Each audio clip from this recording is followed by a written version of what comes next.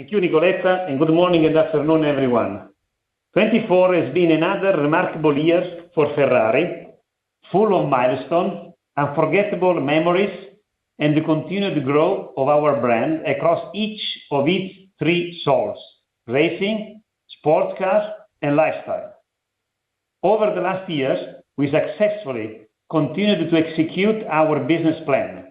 We did significant progress in both the development of our infrastructure and our product offering. On the infrastructure, the e-building, inaugurated last June, is up and running, and we also accelerated the construction of the new paint shop for additional personalizations. On product offering, we are fully in line with our business plan. We launched the three models in 2024, our supercar F80 and the two 12 cilindri Coupe and Spider. Our new supercar perfectly embodies our relentless will to progress, and it showcases the significant technology transfer from our racing experience to our sports cars. Indeed, the F80 is equipped with our most powerful engine, a V6 hybrid powertrain directly derived from the 499P that won in Le Mans for 2 consecutive years. The F80 will be produced in a limited series of 799 examples, already fully allocated to our collectors, and it represents the 8th model launched out of the 15 we promised to all of you at the 2022 Capital Market Day. But the F80 is not only the pinnacle of our innovation, it also represents a major advancement in our electrification journey. Now we can claim that our battery modules, our electric axles, our inverters, and electric engine are developed and handcrafted in Maranello, as we told you a couple of years ago. The internalization of this know-how represents a big step forward. All of this is done in our new e-building, a state-of-the-art infrastructure that grants us further production flexibility. And flexibility is more crucial than ever in today's current context, and is made even more achievable thanks to the strong relations we have with our suppliers. 2024 has seen excellent financial results with record full-year figures across all metrics. Revenues at approximately 6.7 billion euro, with double-digit growth versus the previous year. Double-digit growth also in profitability, supported by an extraordinary demand for personalization and favorable product mix, with a net profit reaching 1.5 billion euro. And then industrial free cash flow. Industrial free cash flow generation surpassing the 1 billion euro threshold for the first time. Everything I've mentioned so far, including the record financial result, has been made possible thanks to the passion, the dedication of all my colleagues, the loyalty of our clients, and the steadfast support from our partners. Grazie to all. The strength of our business is also confirmed by the order book on current models, which is evolved as expected and covers the entire 26, with the 12 cilindri Coupe and Spiders guiding the order intake. Residual values remain sound, with different dynamics throughout the region and models. Clearly, we are closely monitoring their trends, and in this respect, on one side, we continue with a wise allocation strategy, and on the other side, we continue to devise even more exclusive Ferrari experiences to further engage our clients. These experiences span from racing days to test drives, from regional premieres to exclusive driving events. This year, we also brought together our three souls: racing, sport car, and lifestyle, in a series of unforgettable events in Miami during the Grand Prix. Why all of this? Because owning a Ferrari is much more than just owning a car. It's about being part of an exclusive community, united by shared passion. The loyalty of our client is testified once again by few interesting data. In 2024, we sold approximately 81% of our new cars to existing Ferrari clients and 48% to clients who currently own more than one Ferrari. The passion is also shared by our wider community and is testified by museums visitors, which is a new record in 2024. More than 850,000 visitors coming in Maranello and in Modena in our museums. And now let's move forward. What to expect for this year, for 2025? In racing, we compete at the top in both Formula One and Endurance Championship. We will reinforce the team and the clear goal, winning. In sport cars, we will further enrich our product offering with six new model launches. Don't ask me anything about the Electrica, the Ferrari model that we will announce in a unique, innovative way, and this will happen in Q4. And throughout the years, we will continue to enhance our client experiences and accelerate the development of our paint shop. And in lifestyle, 2025 will be a year of progress with an array of activities designed to build scale and expand our visibility. All of this is an investment with the ultimate goal being to continue to nurture and elevate our brand. Among our priorities, we will continue to focus on our carbon neutrality goal by 2030.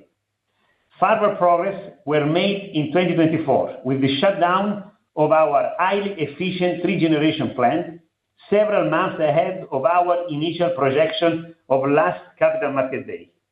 Since September 24, we are no longer burning methane gas for electricity production and relying increasingly on renewable sources.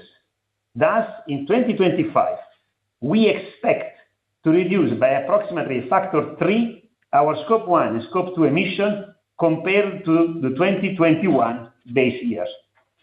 This again was made possible thanks to the commitment and dedication of all our colleagues, of all Ferrari people, and to reward their achievement in line with the company's strong performance indicators. I'm pleased to announce the yearly competitive award of up to approximately 14,400 euros for our employees, as well as the confirmation of the Global Equal Salary Certification and the newly achieved Italian certification on gender equality. We remain constantly looking forward and beyond, and before I leave the stage to Antonio, I would like to underline 3 things about this year. 1, 2025 will be another step forward in the execution of our business plan, allowing us to look to the future with stronger confidence since we are even better positioned compared to our initial trajectory. 2, we look ahead with a united, focused, and well-grounded team, ready to embrace the future with enthusiasm and exciting challenge that lie ahead of us. 3, 2025 will also be a great occasion to come together here in Maranello on October 9 for the launch of the Ferrari Full Electric and to share with you what we envision for our future. And now I leave Antonio with full results and the guidance for this year. Thank you. Grazie Benedetto, and good morning or afternoon to everyone joining us today. I start on page 8 with a quick overview of the highlights of the full year. 2024 has been a very strong year with all metrics exceeding our expectations and reaching remarkable results. I stand with Benedetto in congratulating the team on their outstanding performance and exceptional work. Revenues and profitability grew double digits, and this with shipments only slightly higher than last year. Product mix and personalizations continued to strengthen. This was combined with a favorable country mix and resulted in an EBITDA margin of 38.3%, despite continued inflationary pressure, higher racing expenses, and brand investments. Further leverage on the D&A, in line with the phase-out of several models, enabled us to expand the EBIT margin to 28.3%. Let me also highlight the net profit that reached 1.5 billion euro, and corresponded to a diluted EPS of 8.46 euro, up 22.6% versus the prior year. Such an improvement encompassed nil financial charges and a tax rate of 19.2%, supported by the temporary coexistence of two patent box regimes. The industrial free cash flow generation was very strong and above 1 billion euro for the first time. This achievement is even more remarkable if we consider that in 2024, our capital expenditure peaked at around 990 million euro. On page 9, we analyze our shipments for 2024, which increased by 89 units. We had significant changes in our portfolio throughout the year. The shipments of the Purosangue, Roma Spider, and 296 GTS grew compared to the prior year, as well as those of the Daytona SP3. We commenced deliveries of the SF90XX family and the 12 cilindri in line with our plans. On the other side, 5 models phased out: Portofino M, SF90 Stradale, A12 GTS, A12 Competizione, and Roma. The hybrid share reached 51%, in line with product plans, and was mainly driven by the 296 GTS. As customary, the geographic breakdown reflects the different product cycles as well as the company allocation strategy adopted to preserve brand exclusivity. As a result, EMEA and Americas were up versus the prior year, representing close to 75% of our total shipments. The rest of APAC was almost flat at 17%, and mainland China, Hong Kong, and Taiwan reduced their share to 9%, in line with our long-term ambition for this region. On page 10, you can see the net revenues bridge, which shows a 13.4% growth versus the prior year at constant currency. The increase in cars and spare parts was driven by the richer product and country mix, as well as higher personalizations.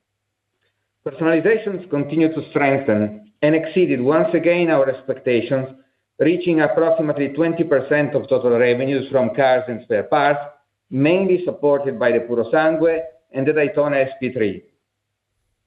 Sponsorship, commercial, and brand increased thanks to the new sponsorship for our racing activities, among which HP as the new title sponsor of Scuderia Ferrari, as well as higher contribution from lifestyle activities. Currencies, net of hedges in place, had a negative net impact in the year. Moving to page 11, the change in adjusted EBIT is explained by the following variances.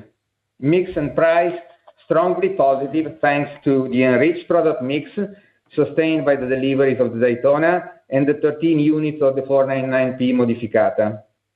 The increased contributions from personalizations and a positive country mix supported by the Americas. Higher industrial and R&D expenses, largely driven by racing and innovation activities. And then SG&A increased, reflecting the continuous initiatives in software and digital infrastructure, organizational development, as well as brand investments. Other was strongly positive thanks to new sponsorship and lifestyle activities, partially offset by higher costs due to the better 2024 Formula One season ranking. Lastly, even in this case, we had a negative net impact from currency. The EBITDA margin was 38.3%, while the EBIT margin reached 28.3% and benefited from the already mentioned flattish D&A. Turning to page 12, our industrial free cash flow generation for the year was 1.027 billion. The tailwind from the strong increase in profitability was partially offset by a negative contribution from net working capital, provisions, and others, albeit improved versus 2023, primarily driven by an increase in inventory value, mainly due to a product mix and higher trade receivables. Higher tax payments and capital expenditures of 989 million euro, a peak within the current business plan, in line with the advancements in product development and the accelerated spending on the new paint shop. I'd like to highlight that an amount of more than 1 billion euro, very close to the industrial free cash flow generation, was also returned to our shareholders through a combination of dividends and share purchases throughout the year. Finally, the net industrial debt was 180 million euro at the end of December 2024. Let's move to page 13, where we present our targets as well as the drivers for 2025. Please note that this target sets the floor we aim to achieve. On sports cars, product and country mix will continue to be positive, improving from an already reached 2024 baseline. While the contribution of the Daytona is expected to gradually decrease over the year, the mix will be supported by special series and range models, along with few initial deliveries of the F80 towards its end. Personalizations are expected to grow in absolute terms, though stable around 20% of cars and spare parts revenues. Racing revenues from sponsors and the commercial right holder are expected to grow thanks to the new sponsorship already signed, the full contribution of title partner HP, and the better ranking achieved in Formula One in 2024 compared to 2023. Lifestyle activities will continue to increase their support to the top line, accelerating their growth rate, while investing a larger share of resources to speed up the pace of development and the expansion of the retail network. Continuous brand investment, higher racing and digital transformation expenses, as well as higher costs implied by the ongoing supply chain challenges, allow us to develop our activities, resulting in a gradual progression of our percentage margins. Given the above, the first half of 2025 is expected to be stronger than the second half, in line with the development of the product mix.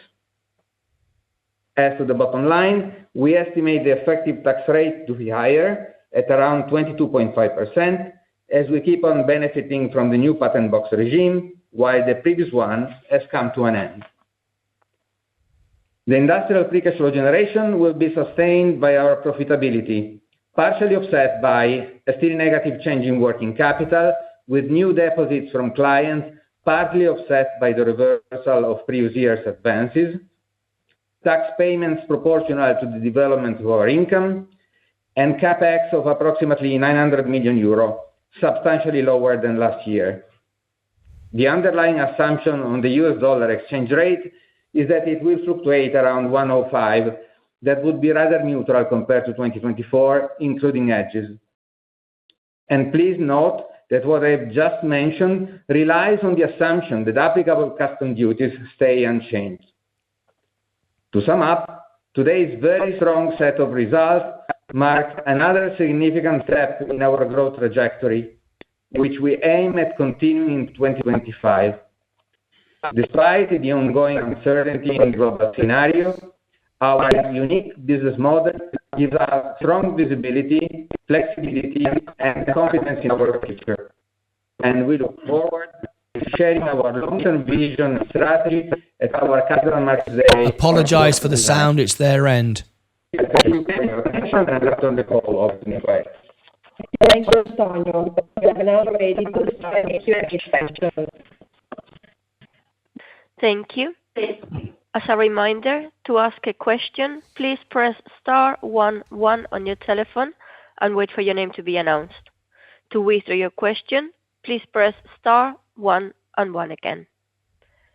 We will now take the first question from the line of Susy Tibaldi from UBS. Please go ahead.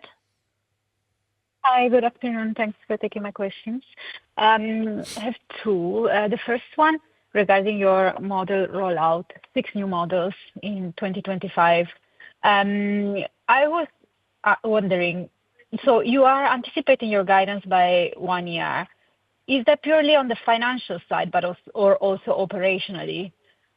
Because if you add 6 models, you get to 14, and you were going to launch 15 by 2026. So it would imply only 1 in 26. So on clarification on that, and linked to that, Do you have any concern that maybe you're launching too many in the sense in 1 year? Because is it not confusing maybe for the customer if we suddenly get so many new models in terms of positioning? Is your focus then in 2026 on reaching new customers again, or still to focus on existing customers? So that would be the first question. And then the second question, how can you explain how exactly your mix flows through to your P&L? And the reason I'm asking is that in 2023, we saw obviously a big jump in your EBITDA margin, helped by the very strong mix. But arguably, in 2024, your mix was also almost equally as good. But the profitability improvement was significantly smaller. So can you give us some clarity on what are really the key drivers of your margin expansion that we should focus on going forward? Thanks. Okay, Susie, thank you. I take the first one, and then Antonio will go through the mix. So number one, we are always pushing for new clients, okay? And this is true either for, let's say, thermal cars, ICE, or for hybrid cars. You may notice that in 2024 is the first year, if you want, where we had 51% of our cars were hybrid. So we are taking care of the collectors, of the repeaters, but also the new client. The second, the doubt that you had about too many models and confusion. Well, we are talking about different kind of cars. There are cars that are special versions, that are limited. That are cars, you may remember that we are doing two kind of cars. One more for pilots, okay, and one for sport car drivers. So they are clearly positioned according to different kind of client we have. Consider that since the beginning, we said we are pushing a strategic and horizontal strategy in terms of, let me say, model we propose. We don't want to do a few models with a lot of volumes, because we believe this is a little bit against the desirability and is not compliant, if you want, with our strategy to become more and more luxury brand. So we said 15. You did well the math. We will reach 14. There is something else left for next year. Next year we will update what we are planning to do for the end of the decade in October. So we are talking about new client, existing client. So this is the picture. For the mix, I would like Antonio. Hi, Susie. When we speak about the mix, we are referring to product mix, including the special series and the strictly limited cars in volume, meaning the Icona for the time being, and next the F80, the supercar. Then the country mix, and finally the contribution of personalization and pricing overall. So what we have been going through in the last couple of years has been an increasing contribution by all of these categories. As far as product mix is concerned, clearly we reached a new baseline this year with the full deployment of the deliveries of the Daytona throughout the entire year, which in 25 is not as strong as in 2020. Sorry, 25 is not as strong as in 2024, because the Daytona will come to its end by the end of the third quarter. Then the country mix is also relevant, since we have flagged a number of times now that not all the countries are adding the same in terms of contribution margin. And in this respect, the fact that we're moving the majority of our deliveries to North America and Europe helped compared to the previous situation where China was more relevant. The third one is pricing. Pricing has been particularly visible in 2023, and in 2024 to a lesser extent, since it has been mostly offset by the increasing cost that we have been registering. And in 2025 will be very, very limited and mostly related to some models in some specific countries or some components of our revenues related to the cars, but not entirely affecting the model price. Finally, personalization. Personalization has been the real big new contributor to our P&L. It has been going through a progressive increase in weight from 18% of before 2022 to 19%, 19.5, 23, 24, and now 20%. So that's the real element of news that has been surprising and positively throughout these years. And we expect this to continue in 2025, as I mentioned before. Does it help? Yes, it does. I guess, a lot of these factors that you mentioned on the positive side as tailwinds they were there in 2024, right? As well as 2023. Just the magnitude of the profitability improvement in 23 versus 24 was very different. But I suppose that you answered that by mentioning the cost inflation, the underlying inflation, which was not offset by pricing to the same extent in 2024. Correct. Yeah, correct. Understood. Thank you. We will now take the next question from the line of Stephen Reitman from Bernstein. Please go ahead. Yes, good afternoon. Thank you. I had a question on pricing first. I took note of your comments that pricing would not have a significant impact in 2025, but I want to focus, apart from on specific models, and one model I want to focus on is the Purosangue. I understand that is actually having some quite significant price increases from the beginning of 2025. Could you confirm that? And secondly, could you talk also about the 12-cylinder in terms of how you're seeing the customer profile on that vehicle? Is it attracting new customers, or is it actually going a lot again to your collectors and people who have more than one Ferrari already? Thank you very much. Thank you, Stephen, for this question. One, the pricing, thanks, because you're right. January 1st this year, there is a price increase on Purosangue. This was already planned. It was already communicated to you. So there is when we said no pricing increase, we said no new price increase. But the price increase of Purosangue is planned and is there. Okay? So appreciate it. When it comes to the 12 cilindri, well, we are having good traction on Coupe and Spiders. I would say today that the order intake is more or less 50-50 on the two models. And there is also a strong trend from new client, prospect and mono buyers.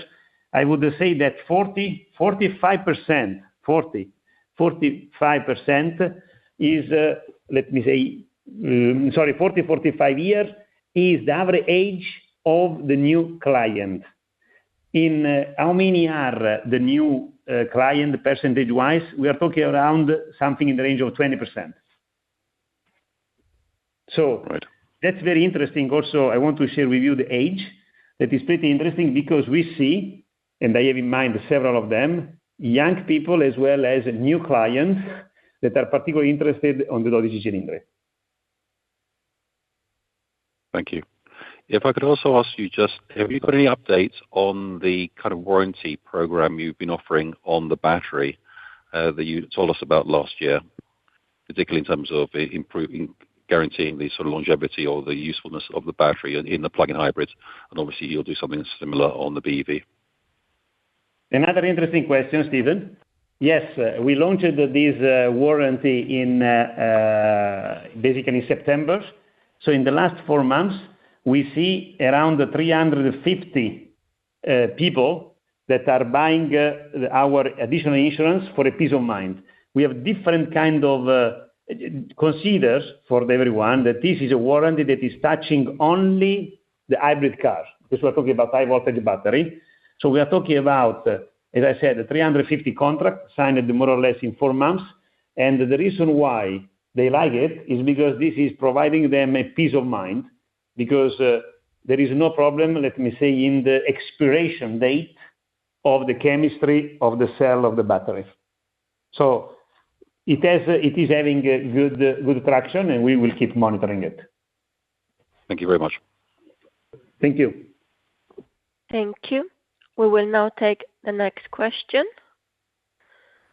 from the line of Michael Binetti from Evercore ISI. Please go ahead. Hey, guys. Congrats on a great end to the year. I'll add my congrats there. Just a quick one. Would you mind telling us how many Daytonas shipped in fourth quarter? And then I wanted to kind of ask you about the shape of that a little bit. Mike, Antonio is tell you in detail. Let me check just a second. Well, in the meantime, if you may ask something else, I'm going to retrieve the information. Okay. If we assume the Daytonas were... So... Sorry. Oh, sorry. The number of Daytona is 46. 46, yeah. 46. One every 2 days. One every 2 days of the quarter. Yeah, it's easy to remember. I didn't get mine yet. So, No. So at 46, I think that if we exclude the Daytonas, probably the rest of the fleet, the ASP or the car revenues per unit were probably up low double digits, maybe 10%. Is that, I was interested in your comment, Antonio, that the first half will be stronger than the second half. I think that's a little bit counterintuitive how we were thinking about it. It seems like the ASPs on the rest of the fleet, besides Daytonas, were up pretty strongly. Is that something we should expect to continue in the first half? And that's what's driving your comment that first half will be higher? And then I guess separately, is there any way you could contextualize how many F80s you'll ship in the fourth quarter year? I know it's the first quarter and it'll be ramping up, but it seems like when you say the first half is stronger than the second half, it'll be very few F80s in the fourth quarter. Is that the right way to think about it? Listen, I would model it this way. You should assume that the Daytona are slightly lower every single quarter from Q1 to Q3. They're going to be down to nil in Q4.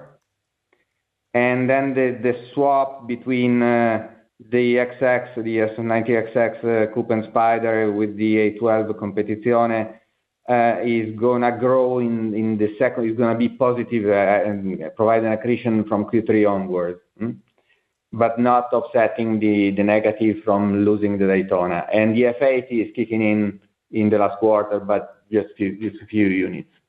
That explains widely the strength of the first half compared to the second. Okay. And then if I could just follow up, Benedetto, if you see, concerns about residual values of hybrids around the world across brands dropping a little bit as you guys are on the eve of launching your first EV, does that change your view of what the Ferrari full electric customer will value the most? Is you're seeing differences in how consumers more broadly think about those cars going forward? Thank you for the question, Mike. I think that I like to say in this way, there are electric car and electric cars. I think that we, since the beginning, let's say when we announced it, our strategy in June 2022, we had clear in mind that when you do something, when you use a new technology, you have to make it in a unique way. And that's what we are doing. And we are looking at all the dimensions, as we said at that time. I don't want to comment on the reason why other electric car may be accepted or not. What I can tell you that our electric car, as we said, will be unique in the sense that we are looking at the different dimensions, the style, the performance, and the driving trails. And we are looking at all the dimensions that are below, that are sustaining the driving trails.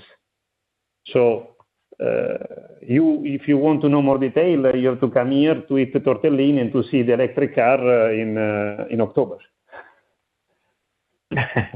All right, I'll be there. Congrats on a great fourth quarter, guys. Thank you, Mike. Thank you.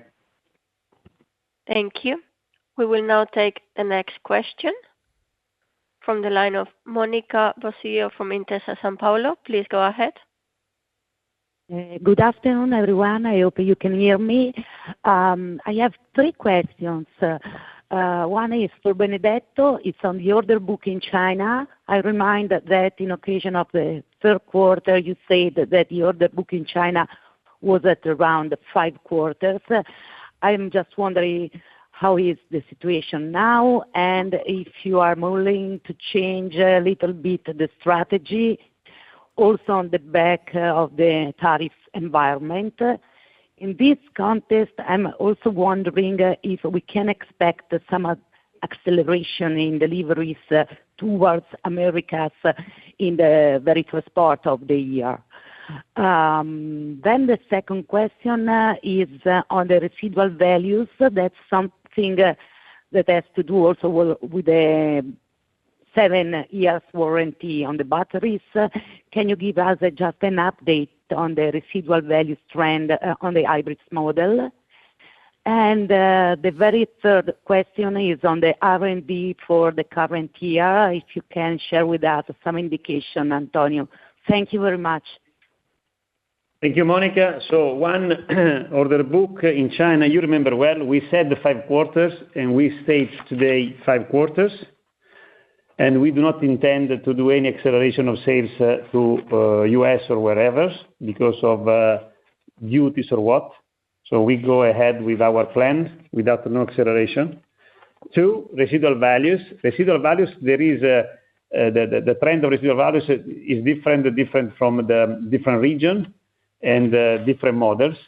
What we are doing is that where there are some countries like UK, for example, where we are limiting the shipment of the cars, and where we see that the warranty that Stephen was asking about is being used. So this is the first 2 questions. For R&D? On R&D, Monica, it's going to be around 8% of revenues, pretty much in line with 2024.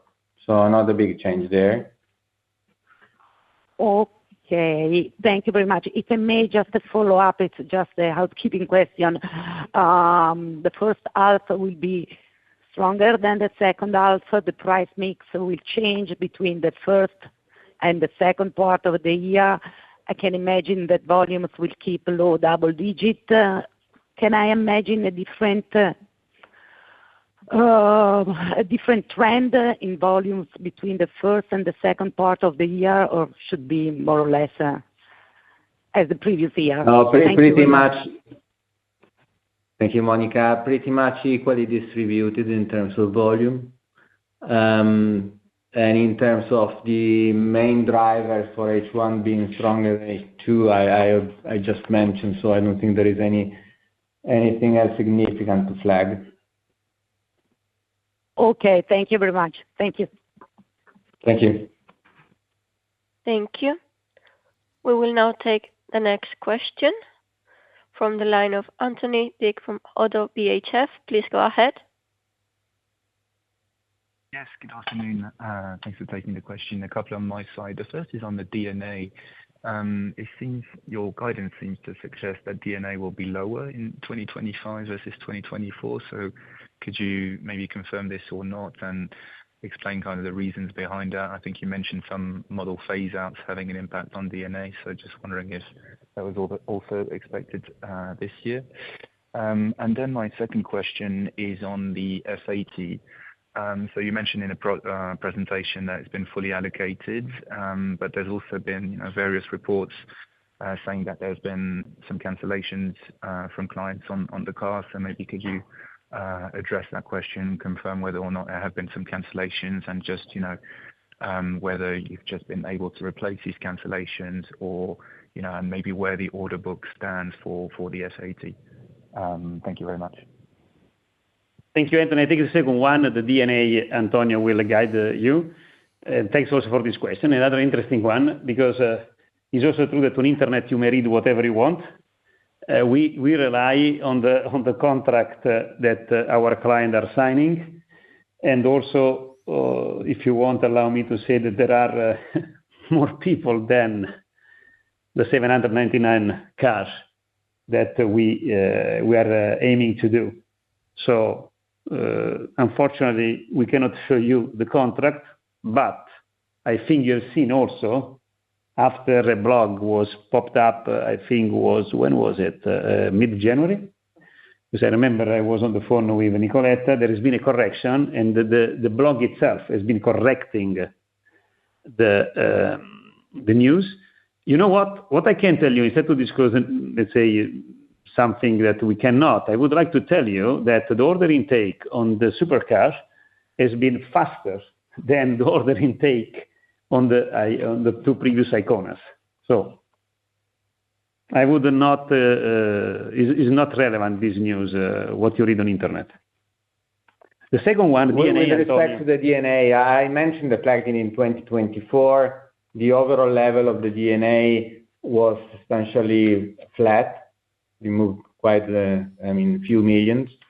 When we look at 2025, this is driven by the model phase in, phase out. We start having DNA from the start of production of the new models. So what is implicit in our guidance follows the fact that some of the models we currently have are going to be phased out and new ones will kick in. There is little else to comment, very honestly, in this. In addition, we have the impact of the new e-building that is started its production at the end of 2024. And this is it. Okay, thank you. So could you maybe just clarify what are your expectations for DNA in 2025? The difference between the 650. Okay, thank you very much. Thank you. We will now take the next question from the line of Henning Cosman from Barclays. Please go ahead. Hi, good afternoon, everyone. Thanks for taking the question. The first one is really on pricing power ultimately. We have this very stubborn residual value debate. So I was just thinking, could you maybe reassure us a little bit? You're having these 6 launches in 2025. Could you just reassure us a bit about your expected ability to take these markups versus predecessor? The Dodici Cilindri was obviously quite successful in terms of how you priced it and I suppose how you anticipated the demand. And I think it would be helpful if you could maybe reassure us a little bit that you think you'll still be able to execute good pricing power as you're looking at these 6 launches in 2025. Just looking for a bit of color there. And the second question would be, again, in the direction of the hybrids. You've obviously indicated. Sorry. The second, Henning, the second is in direction of hybrids, what you said? That's right, in the direction of the plug-in hybrids. You've obviously given us in the industrial plan an indication of the number of models you were going to do in terms of hybrids, right? So I'm just wondering if there's anything at all that would make you revisit the plan as to how many of your models would be plug-in hybrids in the context of perhaps a little bit more muted reception on part of your customers, more in favor of combustion engines again. Thank you very much. Thank you. Sorry, the line was a little bit disturbed, but I start from the second one, and we confirm the plan that we had in mind 2 years ago.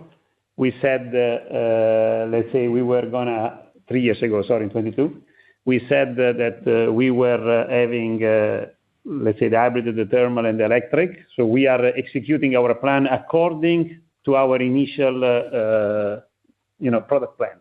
There is no change over there. Considering the story of pricing power, I would like to say in this way, we have a lot of launches this year because this is what we were planning to do since time zero, because in light of respecting the client, different clients, there are clients that are aiming to have a pilot car, the client that have a sport car. So we want to offer all of them a new selection of products so that we stay coherent with our strategy that was different Ferrari for different Ferrarista and different Ferrari for different moments. So we confirm our product strategy and our marketing strategy as shared 2.5 years ago. And we can expect the typical pattern of markups versus predecessor, right? We shouldn't think that there's going to be any deviation from the recent trend where you're able to take good markups versus predecessor, price increase versus predecessor. I wouldn't like to comment about the features of the new cars, either technical, from a technical point of view or pricing point of view. Let's make them. You will see. We will start to roll out. I mean, you can make up your model. We will start pretty soon, let's say. And then you will see what we have in the pipe. So you have to be a little bit patient, Henning.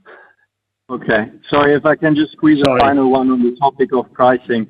So you said you're not accelerating your plans in forwarding or front-loading deliveries into the US. So can I then assume that you think if there were tariffs, that you're quite confident that you'd fully pass them on as you typically do? What I can tell you in this direction, one, as I said, we do not accelerate. Two, in this game, there are three players. There is Ferrari, there are the dealers, there is the client. When the detail will be disclosed in terms of timing, in terms of amount, we'll see how to manage properly. Today, thank you very much. There is a lot of things on internet, on social app, whatever, but there is not yet any fact. So we like to do two things. One, we like to keep our promise, and two, we like to work on fact. When the fact will get out, we'll see how to manage. Thank you, Benedetto. Thank you, Henning. Thank you. We will now take the next question from the line of Thomas Besson from Kepler Cheuvreux. Please go ahead. Thank you very much. I have three questions, please. Firstly, I'd like to come back to the improved average selling prices in Q4 versus Q3. I'd like you to give us a bit more details, please, beyond the increased personalization that you said has been the driver. Could you explain why effectively we saw a clear increase? Is it linked with the higher share of hybrid in Q4? Then I'd like to ask a second question about what you anticipate for the hybrid share in your volumes in 2025. I know it's probably a bit difficult to answer because you don't want to tell us too much about the 6 new models, but do you think it will increase further, or do you think we're going to see a stabilization of hybrid share? And then I have a really long time. Sorry, Thomas. Sorry. The second question, you think it will increase? No, I'm asking if we're going to see a plateau in hybrid share in 2025, or if it will increase further. And then I have a last long-term question. You're going to be launching the most expensive product ever with the F80 in 4 units at the end of the year. We can assume, therefore, you're going to have very, very strong 26, 27 average selling prices. Can you tell us just one word about the post-F80 plan to be able to offset the departure of that car in 28 and 29, please? Okay. To see what will happen in 28, 29, you will come here in October. Sorry. I will be there. No, Thomas, you have to come. You will see, and we will disclose. Of course. If we tell you everything now, you don't come anymore here. So, I'll be there. Thank you. For sure, I mean, we have a plan that we'll disclose with you and all the colleagues in the call. And, I mean, there is a plan that is supporting our ambition. We share with you what we were going to do in this time, and let's say we executed what we committed to execute. In terms of hybrid, sorry. The second was on the hybrid share for 2025. We expect to be slightly lower compared to 2024, having the growth in the delivery exactly of the 12 cilindri. And in terms of the mixed price impact in Q4 compared to Q3, I think it's mostly related to the development of the SF90XX. And also some personalization because they were using there was an increased percentage of carbon finish parts. I mean, the carbon finish as we said also in other conference call, is becoming more and more appealing.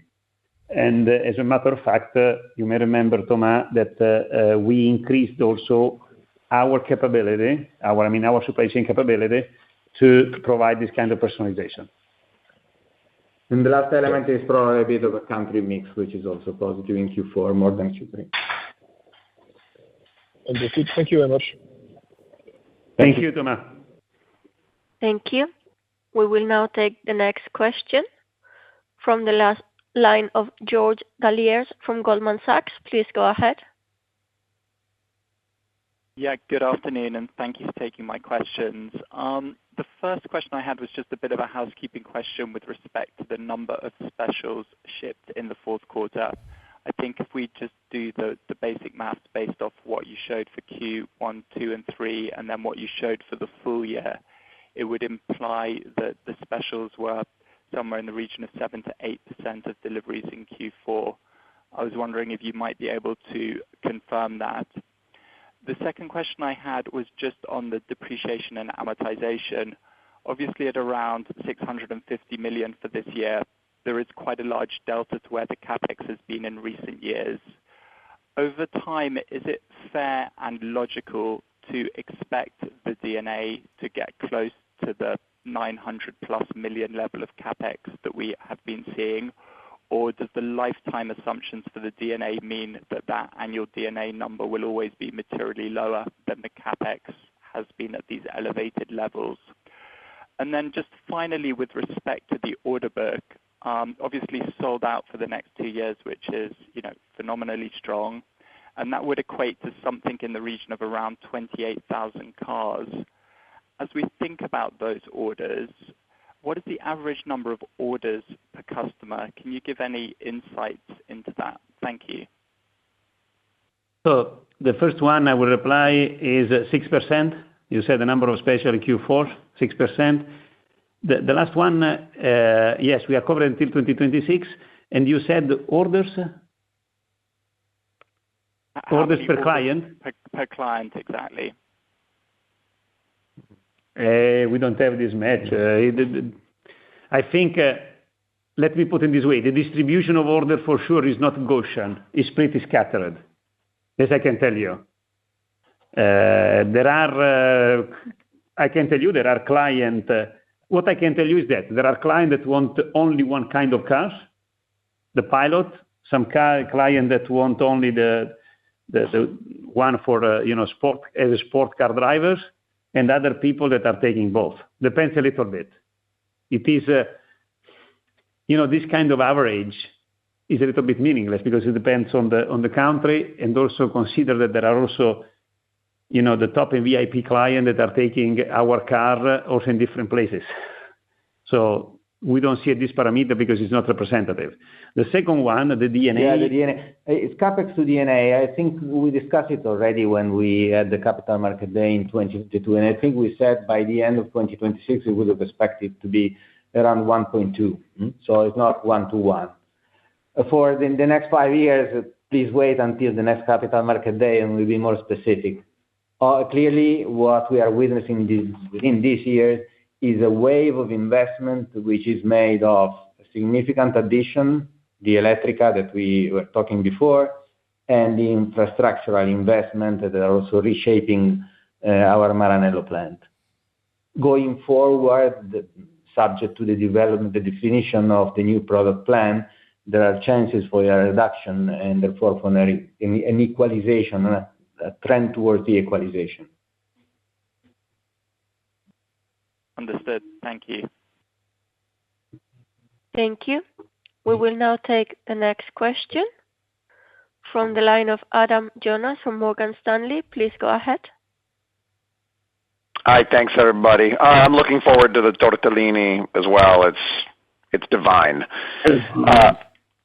Benedetto, you mentioned 81% of last year's sales were to existing customers. It was 74% the prior year.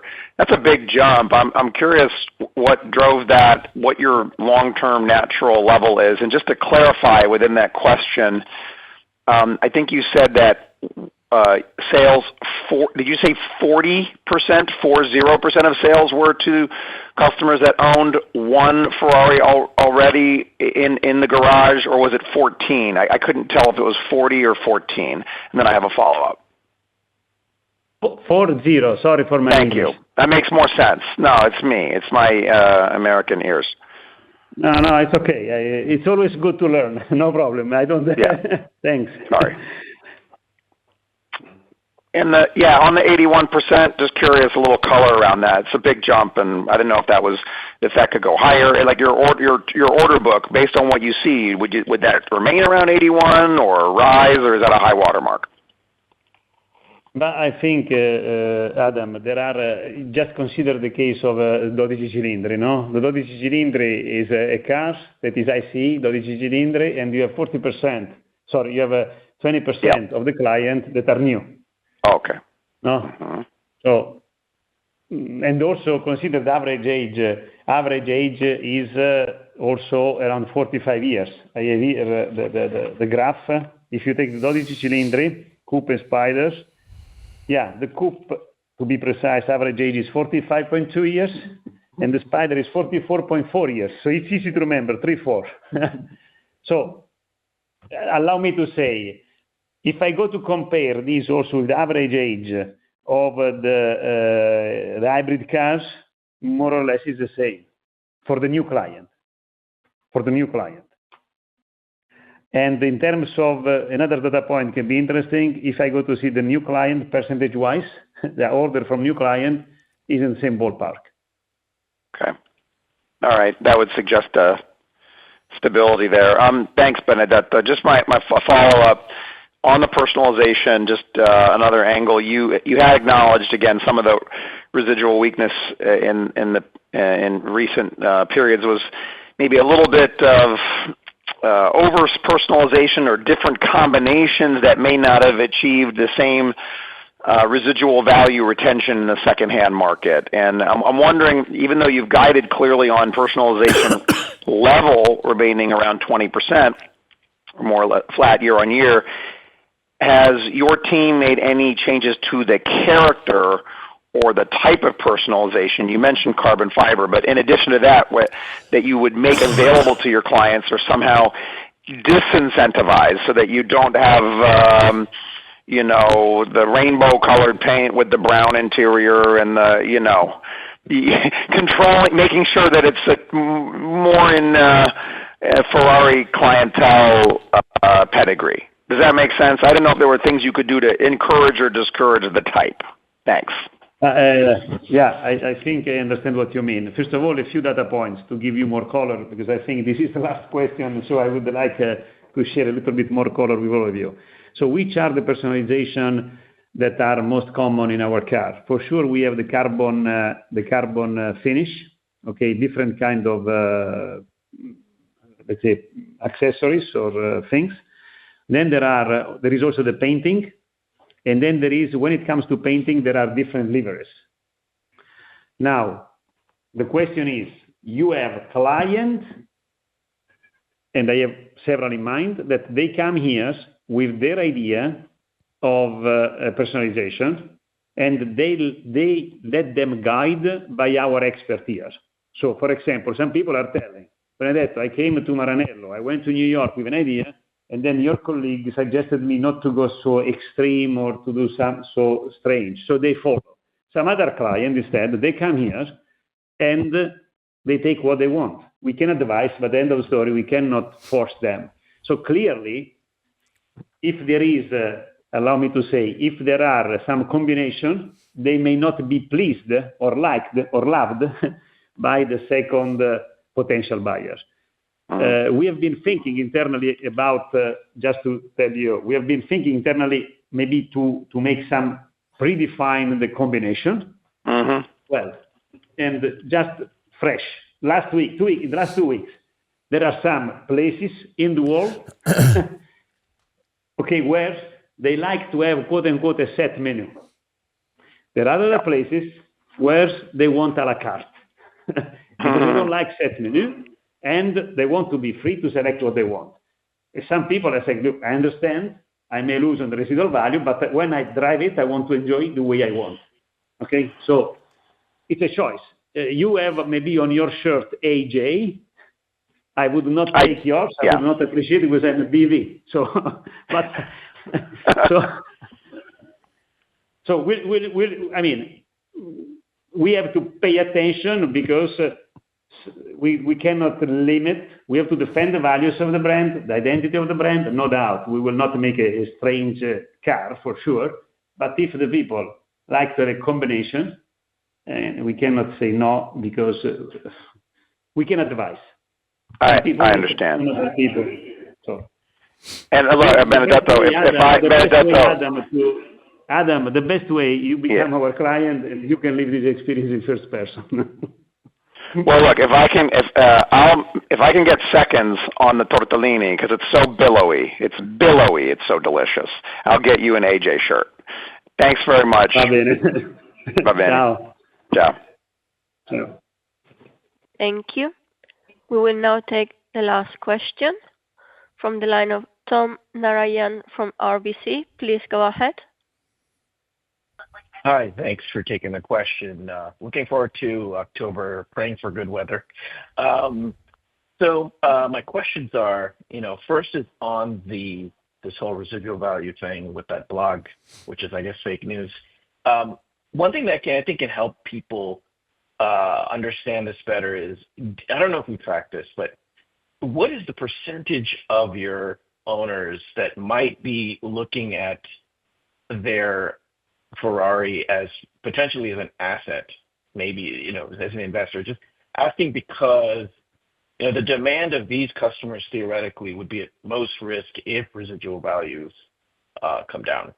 That's the first one.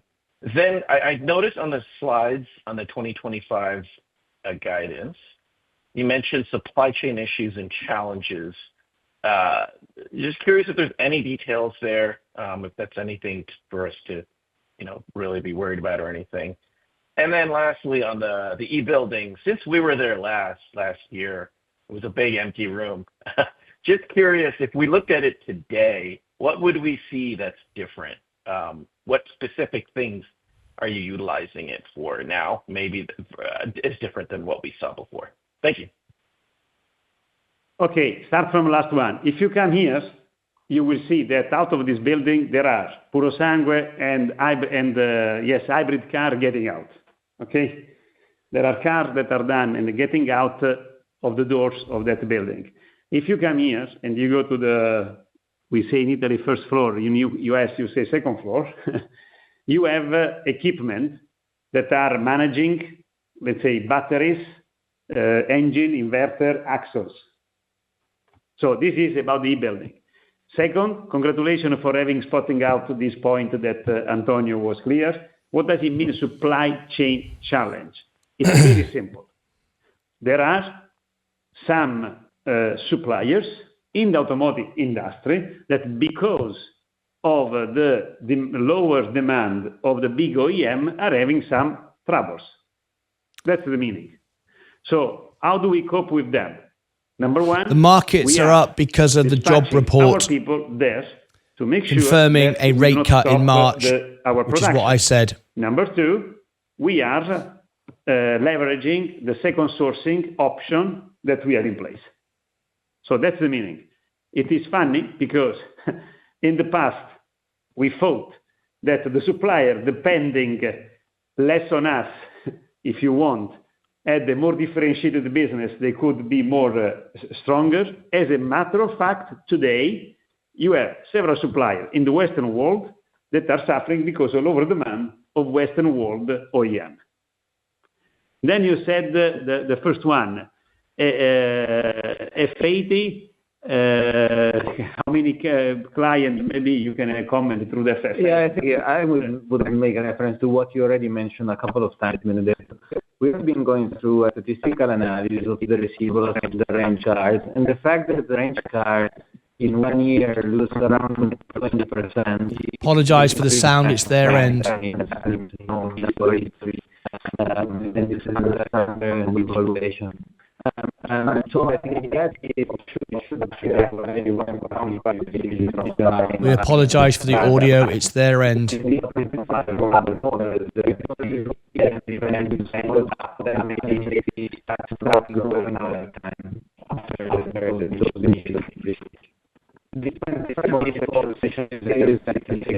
Kona and the supercars. Those are usually appreciating over time. Very significant. Having said that, it's very difficult. Sorry, just to finish. Having said that, it's very difficult to tell you what is the number of people who look at the car as an asset. I would be tempted to consider that collectors also have an investor's view, but not necessarily all. Most of them are simply passionate about that. And certainly, clients who decide to buy one car only, a range car, should consider that it happens simply normally, that there is a reduction in value for the car. So that's part of the equation. Got it. Understood. Thank you so much. Thank you. Thank you, Tom. Well, I would like, before the conclusion of this call, I would like really to thank all of you for the time today, but also for the attention you dedicate to us. Thanks for your questions. They helped us, me and Antonio, to clarify better. Thanks a lot. I would like also to thank all the stakeholders, because what we said, what we did the last years and what we are going to do this year, it's only because we have a lot of people with great determination and passion. So the 2024 result, the strong 2024 result, and the continuing desirability of our brand is that is fueling our confidence for the year ahead and also for the future. So having said that, thanks again, and I wish all of you a good morning, good afternoon, good evening, wherever you are on the globe. And meet you in person, 9 October here, and we'll take care also of the weather. Should be better. Worse cannot be. Thank you.